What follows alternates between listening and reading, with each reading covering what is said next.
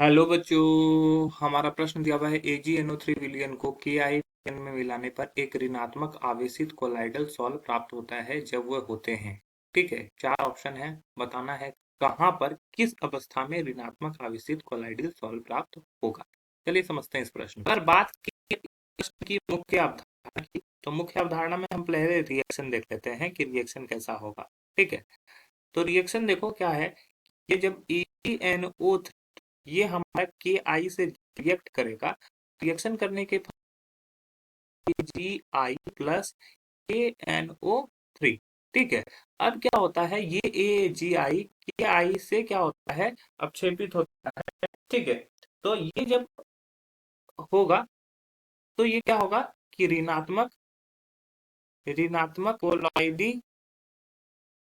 विलयन बनाएगा।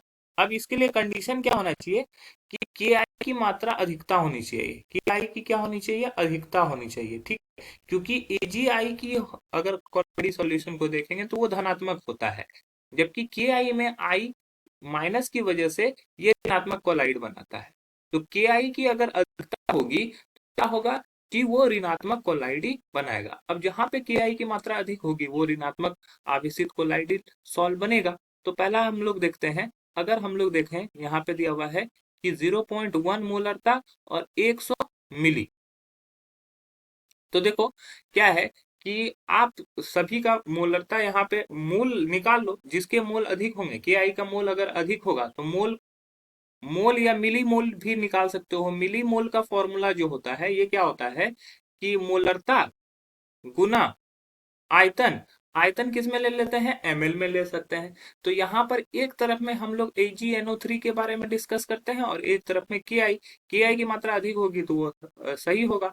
तो यहाँ पर अगर देखोगे तो मोलरता कितना दिया हुआ है, 0.1 इंटू AgNO3 का मात्रा 100, तो इसका वैल्यू आ जाएगा 10।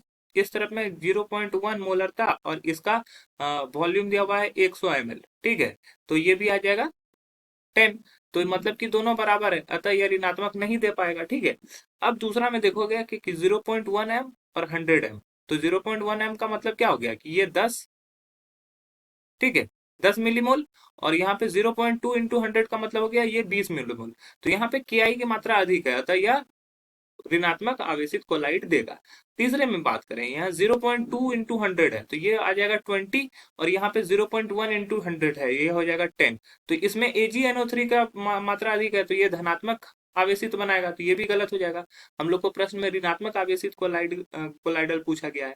अब यहाँ पे 0.15 इंटू 100 है तो इसका वैल्यू आ जाएगा 15, और यहाँ पे 0.25 इंटू 100 है तो इसका वैल्यू आ जाएगा 25। तो यहाँ पे के आई की मात्रा फिर से यहाँ पे अधिक है, तो ये भी हमारा ऋण आवेशित कोलाइडी सॉल्व बनाएगा। तो हमारा जो सही उत्तर हो जाएगा वो हो जाएगा ऑप्शन बी तथा डी। आशा है यह प्रश्न आपको समझ में आया होगा। धन्यवाद।